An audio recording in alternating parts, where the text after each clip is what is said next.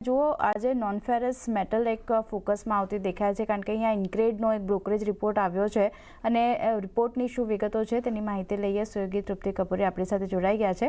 જે તૃપ્તિ, જણાવો શું રિપોર્ટ આવ્યો છે?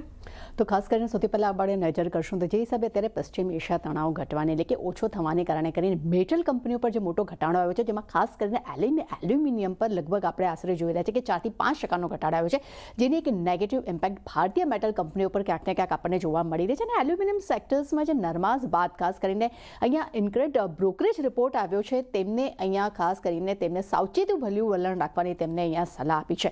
અહીંયા તેમનું કહેવું છે કે બુલ કેસમાં ખાસ કરીને પ્રાઇમરી એલ્યુમિનિયમ પર અહીંયા હવે ફોકસ જોવા મળી રહ્યું છે. અને ખાસ કરીને લોકોએ એલ્યુમિનિયમ સ્ક્રેપ અને સેકન્ડરી સપ્લાયને જે છે તેને ધ્યાનમાં તેમને નથી લીધું. અને ખાસ કરીને જો ચીનની વાત કરું, તેને સ્ક્રેપ દ્વારા તેમની એલ્યુમિનિયમની અછતને અહીંયા તેઓ પૂર્ણ કરી રહ્યા છે. બીજી તરફ તેમનું એ પણ કહેવું છે બ્રોકરેજ રિપોર્ટ મુજબ કે પશ્ચિમ એશિયામાં તણાવ ઓછો થવાને કારણે કરીને એલ્યુમિનિયમમાં પ્રાઇસમાં હજી મોટો ઘટાડો આવી શકે છે અને લગભગ 800 પ્રતિ ટન ડોલર સુધી ભાવ ઘટવાની પણ તેઓ ધારણા રાખી રહ્યા છે, જેનો એક નેગેટિવ ઇમ્પેક્ટ ભારતીય સિલેક્ટેડ કંપનીઓ પર જોવા મળી શકે છે. પરંતુ સામે તેમનું એ પણ કહેવું છે કે નાલ્કો, વેદાંતા એલ્યુમિનિયમ અને હિન્ડાલ્કોના વેલ્યુએશન તેમને ખૂબ જ મોંઘા લાગી રહ્યા છે, જેને ધ્યાનમાં લઈને તેમનું એ પણ ઇમ્પેક્ટ કહેવું છે કે એલ્યુમિનિયમના સ્ટોક્સમાં લગભગ આવનારા સમયમાં 30 થી 40% મોટો ઘટાડાનું પણ અહીંયા રિસ્ક જોવા મળી શકે છે. અને આજના દિવસમાં આપણે જોઈ રહ્યા છે કે જે હિસાબે એલ્યુમિનિયમના પ્રાઇસમાં ઘટાડો આવ્યો છે, તેનો સીધો ઇમ્પેક્ટ આજે આપણે દિવસ દરમિયાન જોયો છે કે હિન્ડાલ્કો, નાલ્કો અને વેદાંતા એલ્યુમિનિયમ જેવા કાઉન્ટર્સ છે ત્યાં શાર્પ ડિક્લાઇન તરફ કારોબાર થતો જોવા મળી રહ્યો છે. એટલે ખાસ કરીને આપણે બ્રોકરેજ રિપોર્ટ પણ હવે અહીંયા સાવચેતીભર્યું વલણ રાખવાની સલાહ આપી રહ્યા છે.